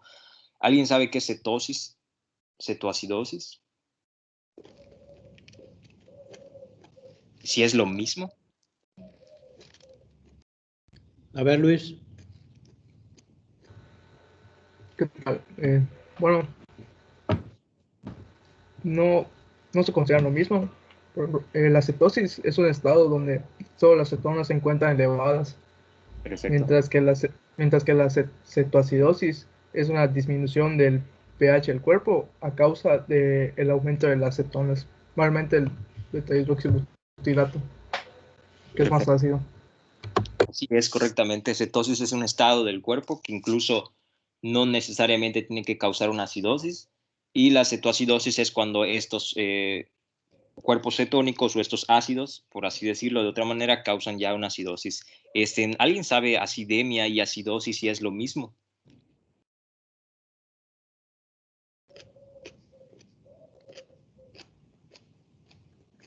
A ver, Esteban. No es lo mismo. Acidemia, pues como dice emia, pues es que el pH es sanguíneo, o sea, que la sangre esté muy ácida, ¿no? En cambio, acidosis es el proceso de acumulación de ácidos o pérdida de bases que te puede llevar, digamos, a que tu sangre esté muy ácida, ¿no? Acidemia. Perfecto, me encanta cómo estamos interactuando porque así todos aprendemos y para eso se trata esto, no de que yo les exponga, sino de que sea algo interactivo y que pues todos aprovechemos nuestro tiempo y lo hagamos de la mejor manera. Y acidemia, así es, total, ahí están las raíces etimológicas, ¿no? Y acidosis es el estado en el cual el pH está descendido, ¿no? Y hay tipos, no sé si se acuerdan rápidamente, los tipos que pueden haber de trastornos ácido básico, perdón.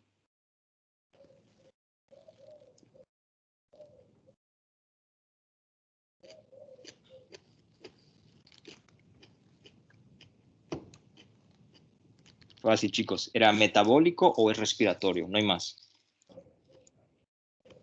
Sea alcalosis o acidosis, eran dos tipos. Muy bien, estado hiperglucémico, hiperosmolar. 3 palabras, suena un poco así extraño, ¿no? Incluso tú puedes decir qué onda con esto, pero pues nada más, no es nada que nos asuste. Aquí nada más hay que recordar qué es la osmolaridad. ¿Alguien se acuerda?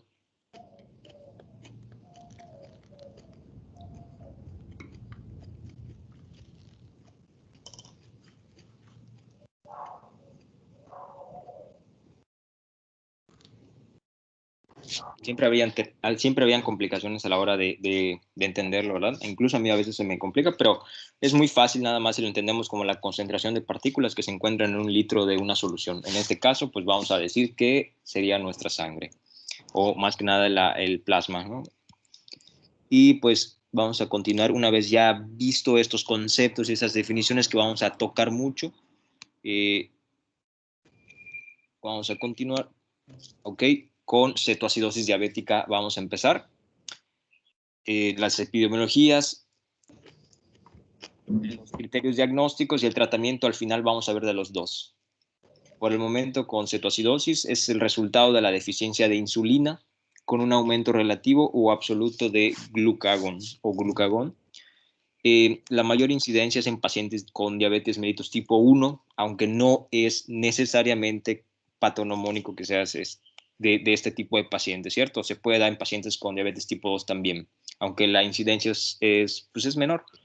Puede precipitarse por una administración inadecuada de insulina, ¿sí?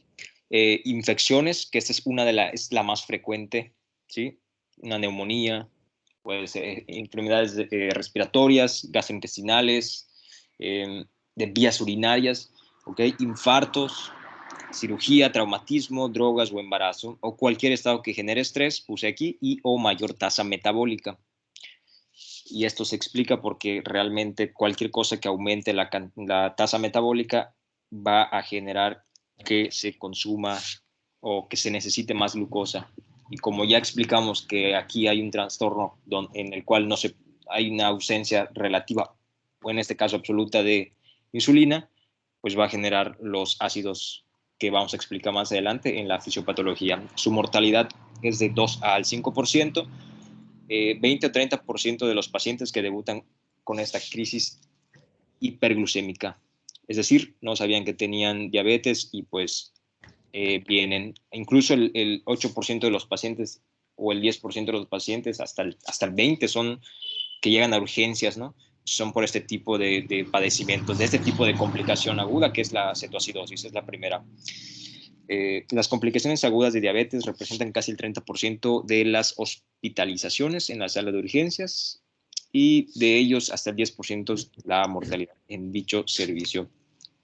La fisiopatología aquí, la mayoría de ustedes ya lo saben, nada más aquí lo que queremos recalcar es que el páncreas, como sabemos que la diabetes en este caso, vamos a hablar de la cetoacidosis diabética, ¿no? Como no hay la producción de insulina, la insulina a ser una hormona pues anabólica y que tiende a la lipogénesis y a un montón de muchas cosas con ayuda de la glucosa y de otras hormonas. Cuando no hay insulina en el cuerpo, porque tú no la produces, en este caso porque tienes tu diabetes, entonces se va a dar la lipólisis, se generan ácidos grasos, si siguen el cursor, y estos ácidos grasos van a dónde? Salen del hígado, más que nada salen del hígado, y como no pueden ser utilizados porque ni siquiera hay insulina, se van acumulando dentro de nuestro cuerpo, ¿sí? Entonces es un estado de cetosis, lo que ya hablamos. Todavía no vamos a describir la cetoacidosis, ¿ok? Después, como la glucosa no se puede utilizar porque tú no tienes insulina, aquí lo que hacemos es que como no puedes utilizar la glucosa, lo que haces es crear nuevas reservas a través de otra vía, que es la vía de la cetogénesis, que ya hablamos, y la glucosa que no se puede utilizar porque no puede entrar a tu músculo literalmente, pero sí a tu cerebro. ¿Cómo? O sea, no entra a mi músculo, pero sí a mi cerebro, sí, porque el cerebro tiene un receptor más sensible. ¿Se acuerdan de los GLUTs? Y pues bueno, el músculo, como no lo puede utilizar, empieza a secretar glucagón, enzimas contrarreguladoras. ¿Para qué? Para quemar aún así más grasa, para sacar más a través de aminoácidos, a través de proteínas y a través de ácidos grasos, generar más glucosa porque el cuerpo necesita glucosa. Sin embargo,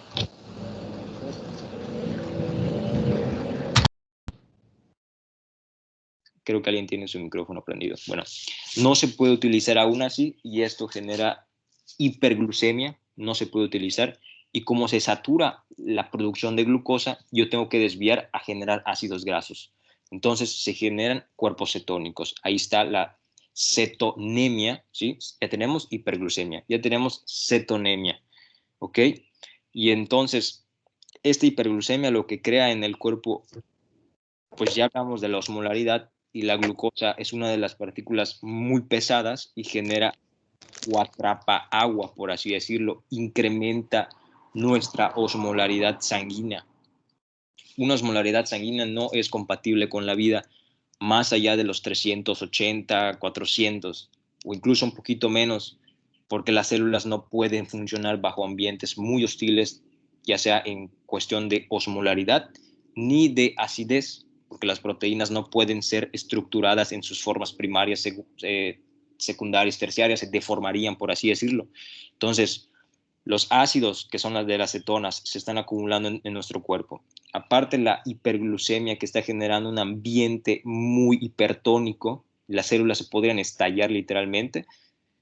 Esos dos, pues ya las tenemos acá, ¿no? Que dice menos utilización de la glucosa y una cetoacidosis. Entonces, si tú tienes esto, lo que vas a hacer es una diuresis osmótica, es decir, vas a tender a tirar o a botar, por así decirlo, glucosa, porque recordemos que el riñón, y acá hay un dato, a partir de los 200 miligramos de glucosa ya no puede seguir absorbiéndolos. Entonces, ¿qué haces? Los botas junto con agua, junto con electrolitos como potasio, fósforo, magnesio, calcio, entre otros. ¿Y esto qué crea? Disminución del volumen intravascular, ¿cierto? Y si disminuye el volumen intravascular, pues tienes signos y síntomas de deshidratación. las células y todo tu cuerpo básicamente está deshidratado. Y ahí empiezan algunos síntomas. ¿Para qué? Para tú volver a tu balance, a tu homeostasis, como le dicen, ¿no? ¿Qué quieres hacer? Ingerir agua, comer, estás cansado, las células se están apachurrando, imagínense eso, ¿no? Las células cerebrales, el músculo ahí siendo proteólisis, y eso todavía no hemos llegado al cuadro clínico. Y pues básicamente esos son los puntos importantes: cetoacidosis, recordemos, hiperglucemia y la hiperosmolaridad. Perfecto.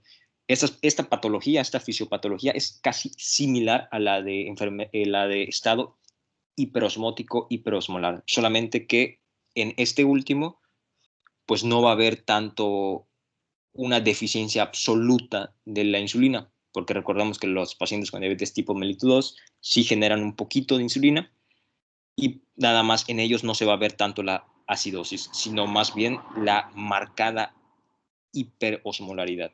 Sigamos. El cuadro clínico de la cetoacidosis diabética, como ya he mencionado ahorita, básicamente lo que explicamos, la depresión del volumen genera una deshidratación, y si tú estás deshidratado, ¿cómo tú te ves cuando estás deshidratado? Pero totalmente, ¿no? O sea, si solamente a veces ahorita, cuando tienes sed realmente, es tus receptores de osmolaridad, es porque ya estás de alguna manera desbalanceado, ¿no? ¿Alguien se acuerda cuánto es la osmolaridad plasmática normal? 275, 310, creo. Dale, sí, más o menos. 295, ándale, 310 según algunos textos. Y pues bueno, si sube esto porque estás botando agua y porque hay mucha glucosa en ti y la glucosa ya no puede ser absorbida a partir de los 200, obviamente vas a ver a la persona que tiene sed, ¿no? Lo ves y tiene una apariencia de deshidratación. Muy frecuente el dolor abdominal en la cetoacidosis diabética. Se sabe, o sea, al menos algunos artículos mencionan que es por afecciones de la arteria mesentérica, tal vez por una isquemia, función mental alterada. Ya se puede comprender por qué la función mental alterada, ¿no? Por la hiperosmolaridad. Imagínense unas células sanguíneas, cómo van a funcionar células neuronales bajo un estado hiperosmótico y aparte ácido, ¿no? El coma franco podría llegar a darse, ¿no? Muy importante aquí algunos signos que puse al lado derecho: taquipnea, respiración de Kussmaul y presencia de fiebre. Suele indicar infección, aliento afrutado. En antecedentes personales patológicos no siempre se sabe diabetes mellitus, como ya comenté al principio. La respiración de Kussmaul es una respiración clásica, no patonomónica, ojo, de este cuadro. ¿Por qué? Porque lo puede presentar otras patologías, donde siempre y cuando haya algo que te incite a generar una respiración, pues esta de Kussmaul no te menciona que es una respiración rápida, profunda y con ganas de tragar aire, ¿no? Se le dice politaquipnea, creo. Entonces, esta respiración es básicamente patonomónica ¿de qué? De que tú quieres, por así decirlo, compensar los ácidos que tienes en tu sangre. ¿Cómo lo haces? Recordemos que ¿alguien sabe cuánto era la presión parcial de dióxido de carbono en el cuerpo humano?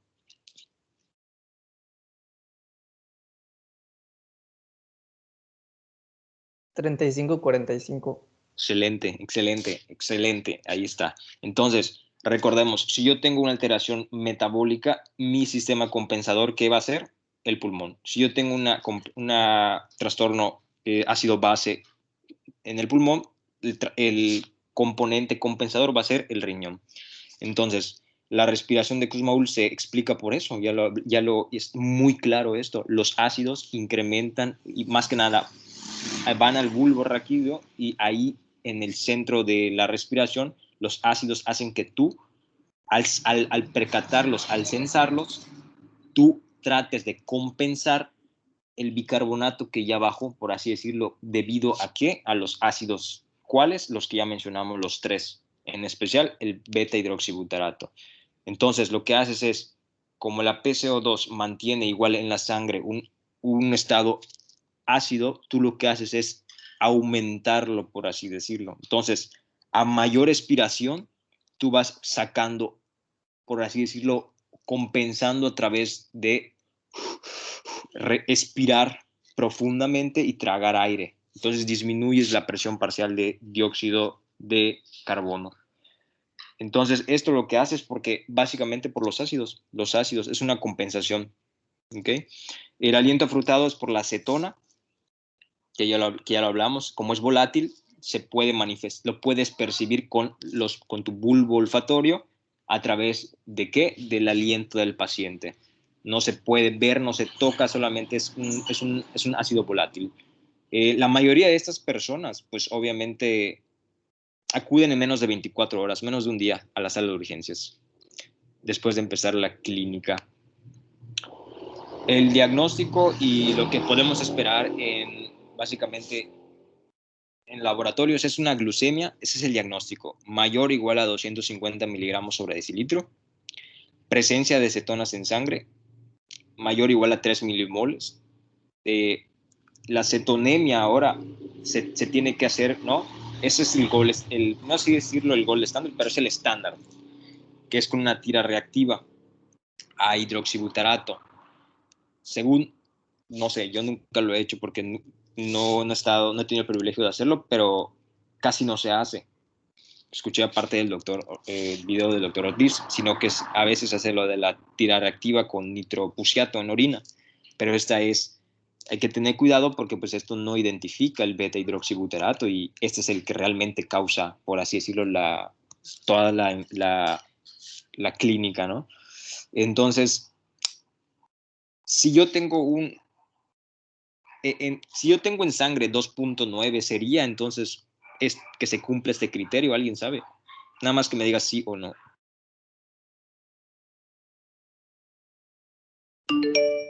¿Cuál fue la pregunta, Alejandro? Si tengo 2.9 de cetonas en sangre.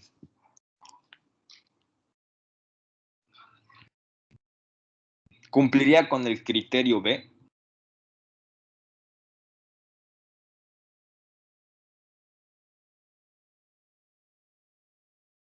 Sí, porque dice el criterio B, te dice, presencia de cetonas en sangre mayor o igual a 3 milimoles. Entonces yo quisiera saber si alguien sabe si en 2.9 se consideraría como que se cumpla el criterio B.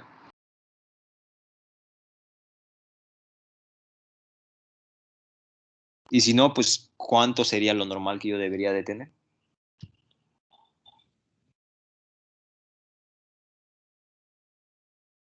Bueno, entre 1.5 a menos de 3, ¿no? Según algunas bibliografías varían pero no es tanto.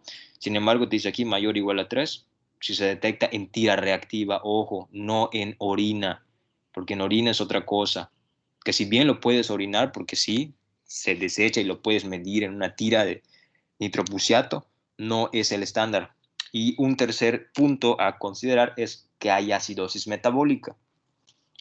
¿Por qué acidosis metabólica? ¿Y qué es eso de acidosis metabólica? Ya lo vimos, ¿no? Cuando el pH, ¿alguien se acuerda de cuánto es el pH normal de nuestro cuerpo y cuáles son los pHs que son compatibles con la vida?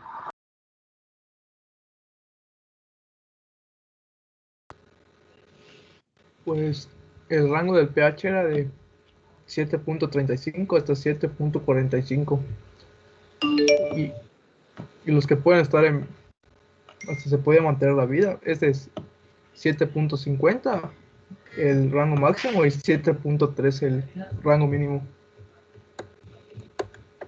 Perfecto. Está bien, es los datos que dijiste, los primeros de 7.35 a 7.45. Y pues la vida puede ser mantenida incluso hasta en niveles más bajos, ¿eh? No te creas, puede ser hasta 6.8, hasta 7.8, dependiendo del paciente, y no es tan estricto así. Se han visto casos de gente hasta que tiene 6.5 y 6.8, pero no es muy frecuente. Pero sí vamos a tomarlo como lo que mencionaste. Entonces, una acidosis metabólica que es debajo de menos 7.3, ¿qué queremos decir? Que debajo de 7.3 se dice que tienes acidosis.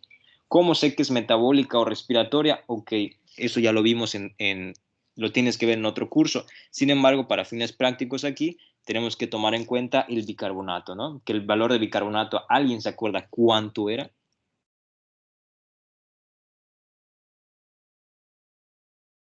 de 22 a 26 más o menos, ¿no? Entonces, menos de 22, ¿qué me quiere decir? Que hay un bicarbonato sérico disminuido, ¿no? En este caso te dice un criterio que es menos a 18, unos te dicen menos de 15, pero vamos a ponerle 18 de acuerdo a distintas bibliografías. Brecha aniónica elevada, anión gap 12, ¿qué es eso? ¿Alguien sabe?